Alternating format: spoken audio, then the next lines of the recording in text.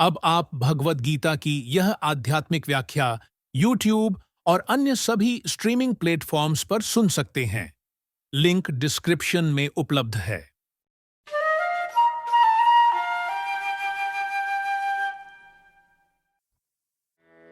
Shrimad Bhagavad Gita chapter 6 श्लोक 18 यदा विनीयतं चेत्मात्मा मात्मेयेवापतिष्ठते निस्पृहं सर्वकामेभ्यो युक्त इत्युत्तते तदा।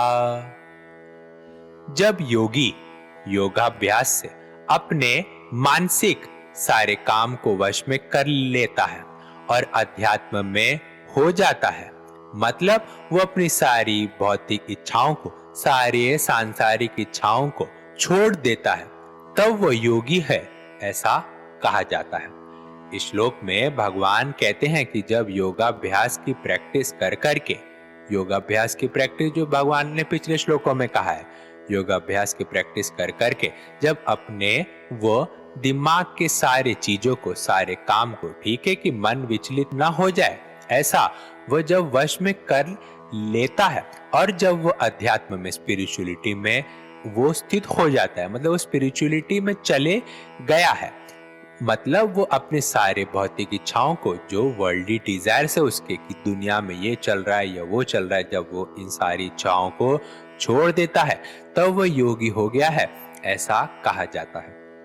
भगवान ने पहले के चैप्टर में कहा था कर्म योग के बारे में, मतलब जब इंसान पहले दूसरों के बारे में ही सोचे, हमेशा दूसरों के बारे में ही सोच के कर्म करे, तब वो कर्म योगी बन जाता है। इस चैप्टर में भगवान ने ध्यान योग करने वाले योगी के बारे में कहा है, मतलब कि वो पहले, सबसे पहले अपने आप को कंट्रोल करे, ठीक है। अपने आप को जब वो कंट्रोल करेगा कि बाहरी दुनिया में क्या चल रहा है उससे मुझे फर्क नहीं पड़ता है, मैं खुद को पहले कंट्रोल करूंगा, उसके बाद मैं बाकी की चीजें करने में वो चीजें मुझे हेल्प करेगी। तो दो अलग अलग चीज है। पहले के चैप्टरों में भगवान ने कर्म योगी की बात कही है, कर्म करके योगी बनने की बात कही है। इस चैप्टर में भगवान ने ध्यान करके योगी बनने की बात कही है। देखो, वेज अलग अलग है बट एंड गोल सेम ही है।